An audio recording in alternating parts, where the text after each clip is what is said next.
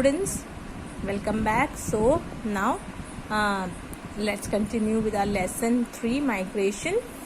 So in the previous video I explained you about the meaning of migration. I told you about a few example of migration. I told you about the causes of migration, and under the causes I told you about two categories: push factors and pull factor. So let me just revise that. Remind you that push factor are those factors that force you to move out of a place, and pull factor are those factors that pull you towards it or attract you towards it. Now what happens when migration takes place? So migration has different kind of effect. When you see the effects of migration, then migration has a lot of effect, and these effects we can categorize into economic effect and social effect. Okay, so these are the two major type of effect. One is economic effect, other is social effect. Now let us see all these two categories in detail. So each place, when the migration happen, there are two types of migration. Okay, two types of migration. One is, like you can say, within the country, and one is outside the country. Okay, so basically two types of migration takes place in the whole world. One is within the country, when people move from one place to another place within a country. For example, if you are moving from one city to another city, that is like within the country. And one is, you can say, outside the country, where you move from one country to another country. So city, country to country is different migration, and within a country is a different migration. When we talk about the migration within the country, then again there are two types of migration. One is rural to urban, other is urban to urban. It means rural means village area, urban means city area.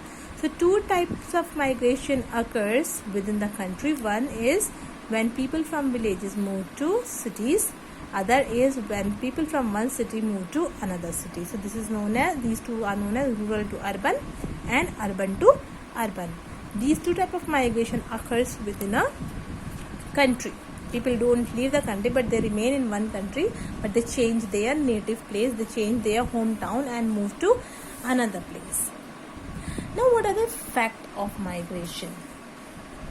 Now what happens is that when people leave their villages, when people leave the rural areas and they shift to urban areas in search of employment, what happens is that it reduces pressure on land. How does it reduce pressure on land? Because earlier there were more people living in a village, but now let's take the example. If a village has a population of 10,000 or 20,000 people, okay, 10,000 people, let us see. Now if like 3 to 4,000 people or 1,000 people, they move out of the rural area and they shift to city, to any other area. Now in village you will have less people. Less people means now there will be less pressure on land, less population pressure on land. As the population is lesser now in village, so land will have lesser population. Now lesser population means what? That when there is less pressure on land, then the productivity of the land also increases.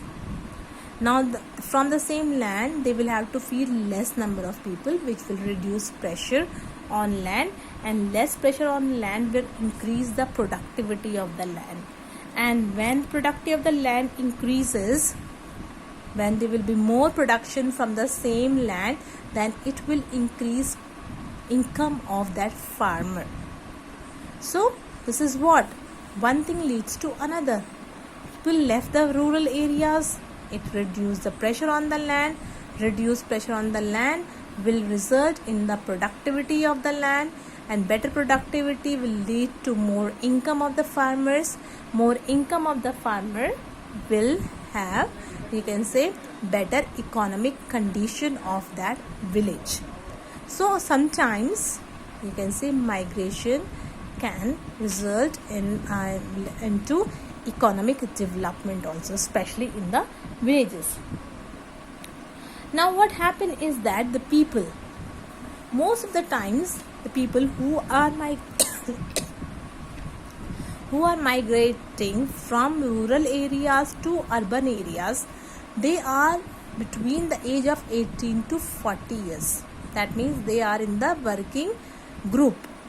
They are the working population.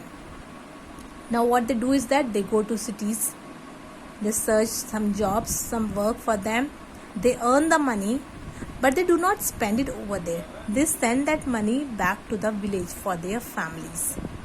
Now families which are in their family which is already in the village, they are already doing the farming, they are earning money from this.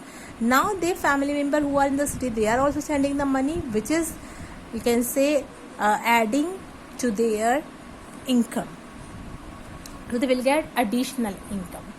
Now when they will have additional income, then farmers will use better seeds, they will buy better some machineries also, so that their production and you can say increases. So that's what economic effect.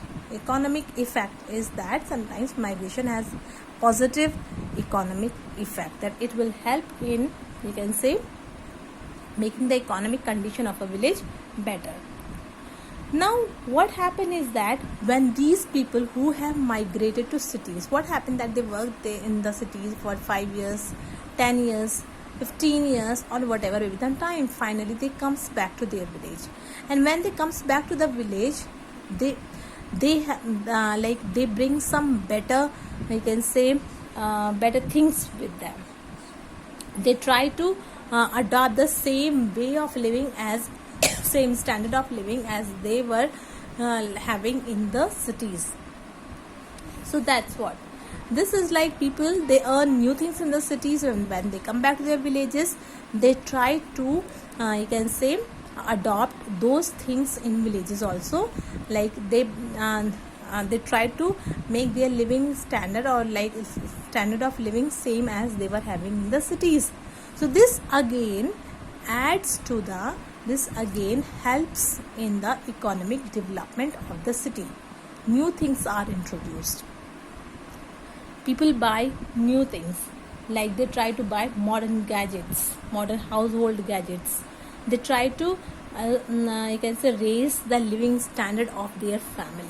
So this is what, that those people who are going to the cities for working, they learn new things, and when they come back to their villages, then they try to adopt to the same standard of living.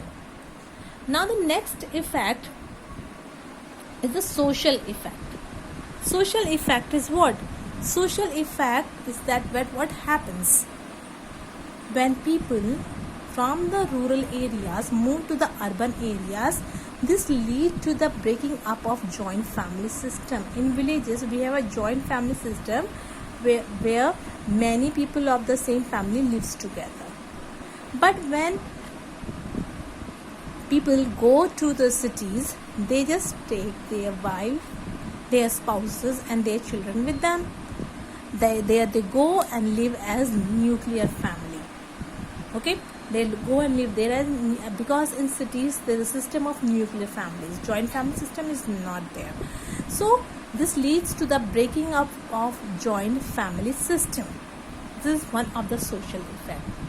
Similarly, there is a change in the culture, change in the values, because people, when they go to the cities, they learn new culture, new values, they try to adopt it, which result in the change of their rural culture and values.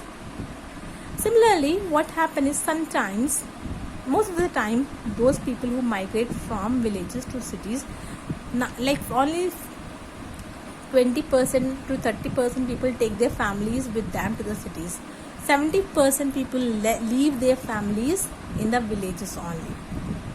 So now what happened? When the husband has gone to earn the money, the role of women becomes important. Now the money is in the hand of the women. Women is the one who will have to take care of the children. That women will be the one who will have to take care of in-laws.